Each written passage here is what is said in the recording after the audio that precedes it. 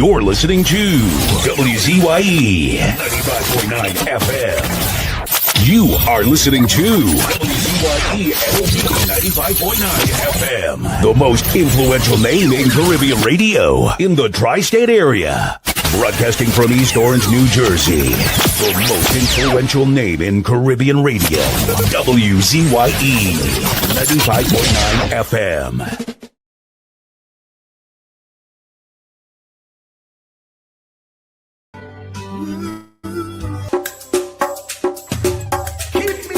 Apple of thine eye, hide me under the shadow of thy wing, O Lord, my Savior. It's so hard to deal with personal struggle, so sad when you feel alone in your trouble. It's real hard when you want to talk to a brother. It's so bad because of how some look at you after. So Jesus, come and be while you fix it. Come and be while you fix it. Come and be while you fix it. Jesus, come and be. Come and be while you fix it. Come and be while you fix it. Come and be while you fix it. Jesus, come and be. Cover my head. Satan want me dead. Cover my back from human attack. So Jesus, come and be while you fix it. Cover me while you fix it, Jesus. Cover me while you fix it, Jesus. Cover me. People see you smile, but don't know the hurt that you're feeling. Even as God's child, at times your heart does be bleeding. Where can you go when you're really looking for healing? Who know how to flow when your soul needs some restoring? So Jesus, cover me while you fix it. Cover me while you fix it. Cover me while you fix it. Jesus, cover me. Cover me while you fix it. Cover me while you fix it. Cover me while you fix it. Jesus, cover me. Cover me home from evils unknown. Cover my feet so I'll never retreat. Oh Lord, cover me while you fix it. Cover me while you fix it. Cover me while you fix it. Jesus, cover me.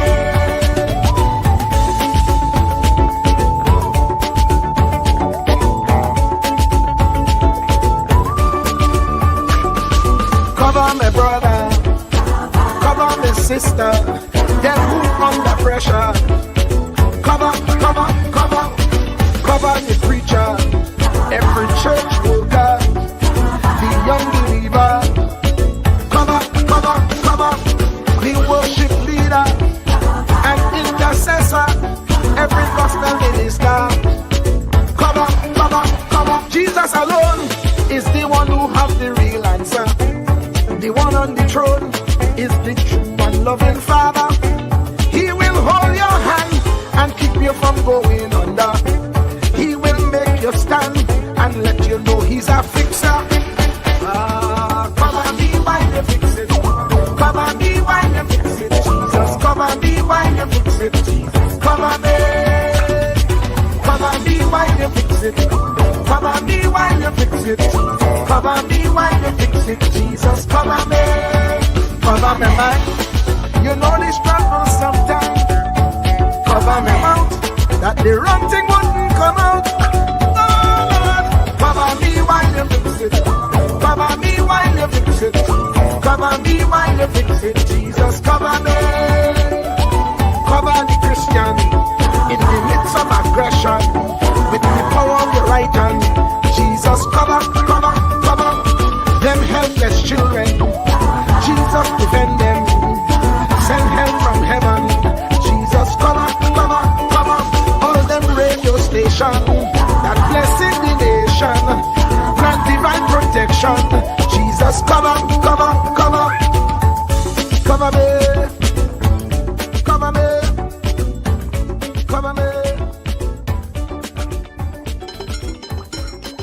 My father, Isaac Liverpool, and my mother, Edwelyn Bartholomew, used to sing many songs and sankeys so often that I learnt them all. A little more in the lamp, keep it burning. A little more oil in the lamp, I pray. A little more oil in the lamp, keep it burning. Keep it burning till the break of day. And when he walked home from the garden, with all his peas and his corn, under the stress and load of the day, oh, he would sing. And there was I, listening to him and hear him. I am a warrior out in the field, and I can sing, and I can shout, and I can tell it all about that Jesus died for me. When I get over yonder in that happy paradise, when I get over yonder in the field. And on a Sunday morning, we would walk to my aunt in Bethel. And when she would be baking a pea soup, and she would be singing while the pea soup boiling. Oh, what sweet voices between my father and herself. While I yearned for the pea soup. And she sang, how sweet the name of Jesus sounds in a believer's ear.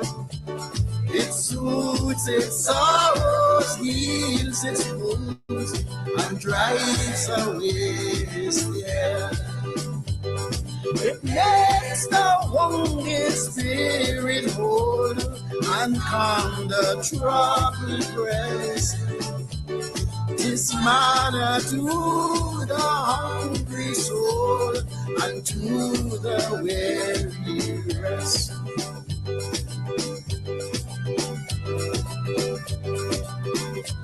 And before he went to bed at night, and he said his prayer, he must sing. Even though he sang a very long prayer, he gave God thanks for the day in this manner. I must have the Savior with me, for I dare not walk alone. I must have his presence near me, and his arms around me throne. Then my soul shall dare go ill. Let him lead me where he will. I will go without a murmur, and his footsteps follow still. Oh, he suffered from high blood pressure. And when the nausea took him, and the giddiness, he never gave up. He even gave God thanks for the illness, singing all the time. Blessed assurance, Jesus is mine. Oh, what a fortress of glory divine. Year of salvation, purchased of love, born of the Spirit, washed in his blood. This is my story, this is my song, praising my Savior all the day long. This is my story, this is my song, praising my Savior all the day long. But my mother was a Catholic, and when he sang his Baptist hymns and sankies, she would counter him with a Catholic hymn. And so she was trying to shut him up. But she sang with a beautiful and sweet voice. And she sang, oh, come to the throne of grace. Oh, come to the heart most pure, to Mary, your hope of life, in whom salvation is sure. Oh, Lady of Fatima, hail, Immaculate Mother of Grace. Oh, pray for us, help us today, the hope of the human race.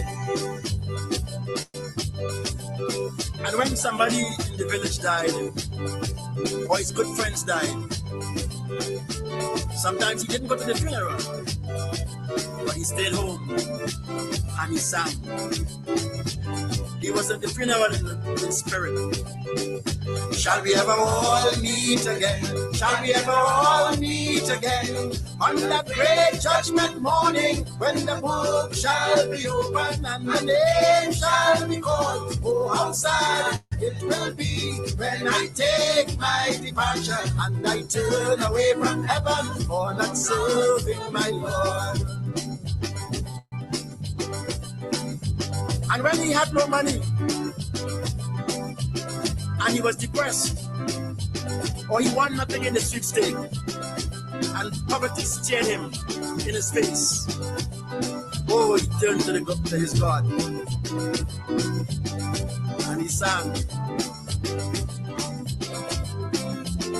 Love lifted him.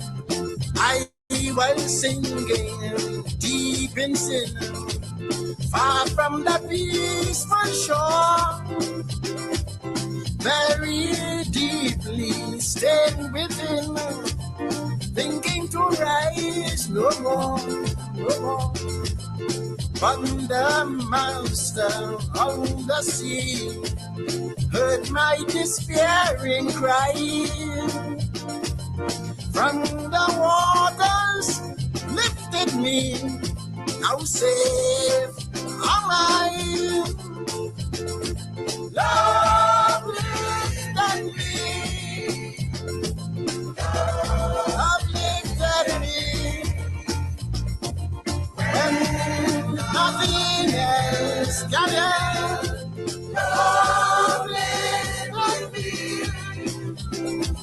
love uplifted me, love lifted me, oh, love lifted me, when nothing else can help. Love lifted me. And on a Sunday evening, all of us would come around the bed. Concert time. Rupert, Vaughn, Uriel, Jean, Cynthia. Concert time. And my mother would teach us. Soft as the voice of an angel, breathing a lesson unheard. Hope with a gentle persuasion, whispers her comforting word. Wait till the darkness is over. Wait till the tempest is gone. Hope for the sunshine tomorrow, after the shower is gone. Whispering hope, oh how welcome thy voice, oh how welcome thy voice,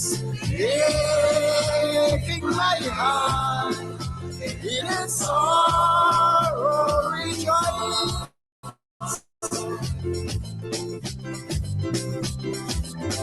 And before we went to bed,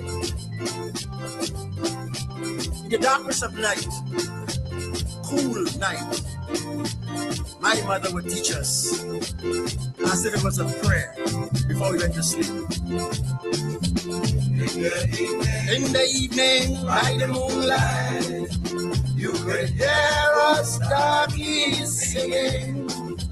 In the evening, by the moonlight, you could hear the banjo ringing.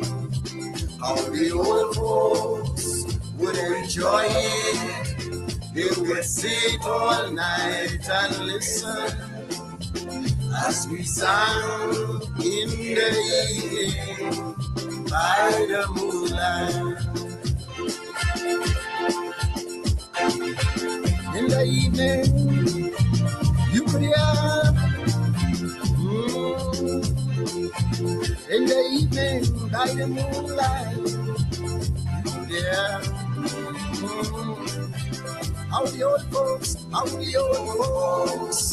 would enjoy it. They would sit all night and listen as we sang in the evening by the moonlight.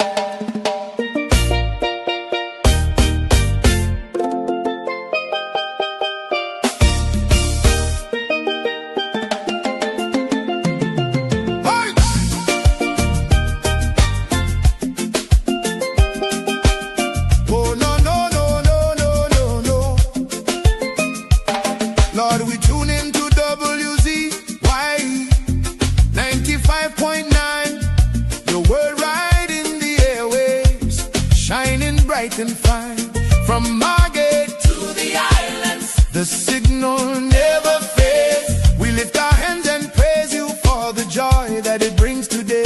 Bless Mr. Wall Street, Uncle Tommy, all the viewers too. Every viewer, every caller, every chatter in the crew. Pour your favor on the station, let the Holy Ghost flow free. WZYE 95.9 broadcasting victory. Oh, 95.9. Oh, now stretch your mighty hand, Lord, across the ocean wide to Trinidad and Tobago, where the Trini Spirit rides. Bless the citizens, Trinidad style. Woo. Sweet, strong, and true. With fire in their hearts and your love breaking through from Port of Spain to Tobago, from the savannah to the sea. Let your blessings fall like mango rain on every family. No weapon formed against them shall prosper. Woo! We decree, Mr. Wall Street, Uncle Tommy, all the texters covered by your mercy. Viewers watching, callers lifting, chatters praising night and day. WZYE family rise up, it's a brand new gospel day. Bless Mr. Wall Street, Hallelujah, Uncle Tommy, yes Lord, all the WZYE family, protect them Jesus, all the viewers, callers, chatters, wave your hands if you believe. Trinidad and Tobago, Trinidad style, receive. WZYE 95.9 FM, the whole world can see. God is moving, God is moving, God is moving here today. Oh, thank you, Jesus,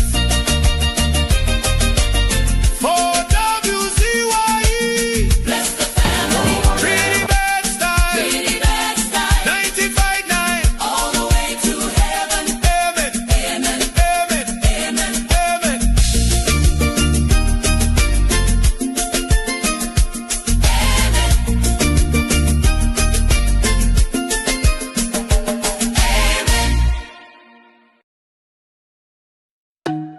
Bona, the body bona, the bona, the bona, the bona, the bona. Yellow chan can lona the bona, the bone.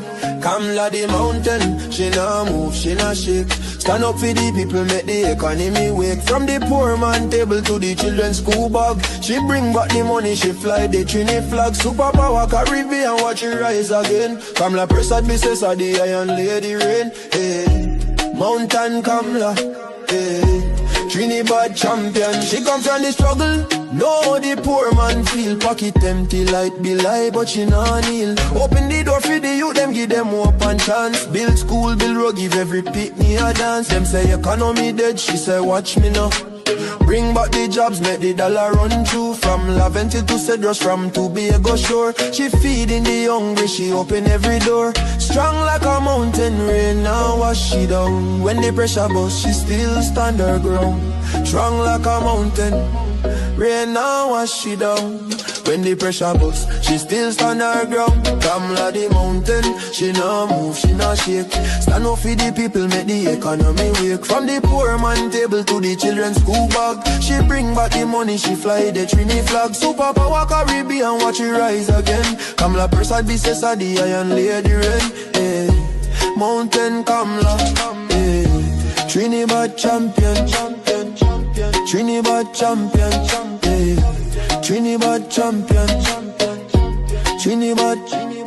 Them try back, she down, try shake, she foundation. But she stand like Everest, pure determination. Caring for the children, no more hungry belly cry. Books in them and future bright like blue sky. She willing fi fight, she willing fi bleed. For every Trini soul, every single need. Oil money flowing, tourism boss again. Trinidad and Tobago with the boss of the chain. No more begging no island, we leading the pack. Kamla the general, we marching right back. She fly straight to USA, link up with Trump. Sit down like boss, no time for no stamp. Talk for the people, talk for the land. Come back with the pen, we go right all the wrong. And sign off the deals, make the money rain hard. Economy jump up, no more so fired. Poor man get house, children get light. She rewrite the future, make everything right. That pen in she hand like Excalibur blade. Kamla the queen, know the whole world afraid. She strong, she wise, she love with it too. From the ghetto to the mansion, she there for me and you. One voice, one nation, one Trinidad queen. 23 seats and beyond, she live in the dream. Kamla the mountain, she na move in a shake. Superpower Caribbean, watch the whole world shake. She get the pen, she right the wrong. Now we on top, eh. Mountain Kamla, Trinidad and Tobago, we back on top again, eh. Trumpin' champion, Kamla, Kamla, Trinidad forever.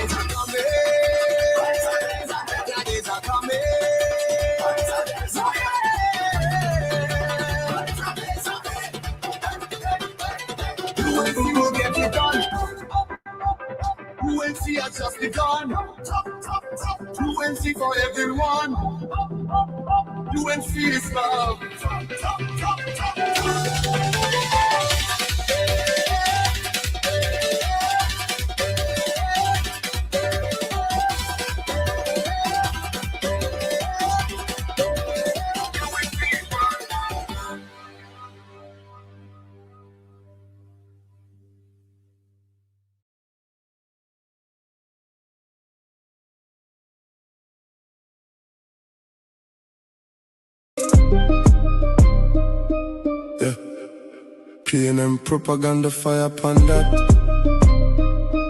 Yeah. Mr. Wall Street, man with the facts. I was ready for the propaganda. Put it to rest, you see it that.